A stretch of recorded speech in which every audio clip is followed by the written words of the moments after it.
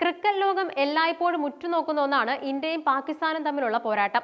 എന്നാൽ കളിക്കളത്തിലെ ആവേശത്തെക്കാൾ ഉപരിയായി പലപ്പോഴും ഈ മത്സരങ്ങൾ രാഷ്ട്രീയ നയതന്ത്രങ്ങളുടെയും വാഗ്വാദങ്ങളുടെയും വേദിയാകാറുണ്ട്. വരാനിരിക്കുന്ന 2020 ലോകകപ്പിൽ ഇന്ത്യക്കെതിരെ കളിക്കാൻ പാകിസ്ഥാൻ സമ്മതിച്ചതും അതിനെ തുടർന്ന് മുൻ നായകൻ ഷാഹിദ് അഫ്രീദി നടത്തിയ രൂക്ഷമായ പ്രതികരണങ്ങളും ഇപ്പോൾ കായിക ലോകത്ത് പുതിയൊരു കൊടുങ്കാറ്റ് സൃഷ്ടിച്ചിരിക്കുകയാണ്. പാകിസ്ഥാൻ ക്രിക്കറ്റ് ബോർഡ് ICCയുടെയും മറ്റ് രാജ്യങ്ങളുടെയും സമ്മർദ്ദത്തിന് വഴങ്ങിയത് ഒരു തരത്തിലും അംഗീകരിക്കാൻ കഴിയില്ലെന്നാണ് അഫ്രീദിയുടെ പക്ഷം. എന്തിനാണ് PCB ഇങ്ങനെ നാണം കെടുന്നത്? ഒന്നുകിൽ ആർജവത്തോടെ തീരുമാനമെടുക്കുക, അല്ലെങ്കിൽ അന്തസ്സോടെ മാറി നിൽക്കുക. ഇപ്പോൾ പാകിസ്ഥാന്റെ അഭിമാനം ഇന്ത്യയുടെ കാലിൽ കൊണ്ടുപോയി വെച്ചിരിക്കുകയാണ്.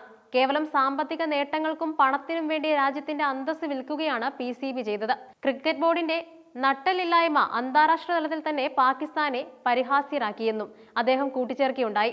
കൂടാതെ ഇന്ത്യൻ ക്രിക്കറ്റ് നിയന്ത്രിക്കുന്നത് 4 ഗുജറാത്തികളാണെന്ന അഫ്രീദിയുടെ പരാമർശം വലിയ വിവാദങ്ങൾക്ക് തിരികൊളുത്തിയിട്ടുമുണ്ട്. ഇന്ത്യയുടെ പിടിവാശികൾക്ക് മുന്നിൽ പാകിസ്ഥാൻ എപ്പോഴും കീഴടങ്ങേണ്ടി വരുന്നതിലുള്ള നിരാശയാണ് അഫ്രീദിയുടെ വാക്കുകളിൽ നിഴലിച്ചത്. ICC ടൂർണമെന്റുകളിൽ ഏറ്റവും കൂടുതൽ വരുമാനം ലഭിക്കുന്നത് ഇന്ത്യ-പാക് മത്സരങ്ങളിൽ നിന്നാണ്. പാകിസ്ഥാൻ പിന്മാറിയാൽ അത് സ്പോൺസർഷിപ്പുകളെയും സംപ്രേഷണ അവകാശങ്ങളെയും വലിയ രീതിയിൽ ബാധിക്കും. ICCയുടെ കടുത്ത സമ്മർദ്ദമാണ് PCBയുടെ മനസ്സ് മാറ്റാൻ കാരണമായത്. ബഹിഷ്കരണ തീരുമാനത്തിൽ നിന്നും പിന്മാറണമെന്നാവശ്യപ്പെട്ട് ബംഗ്ലാദേശ് ക്രിക്കറ്റ് ബോർഡ് മേധാവി അമിനുൽ ഇസ്ലാം PCBക്ക് ഔദ്യോഗികമായി കത്ത് നൽകിയിരുന്നു.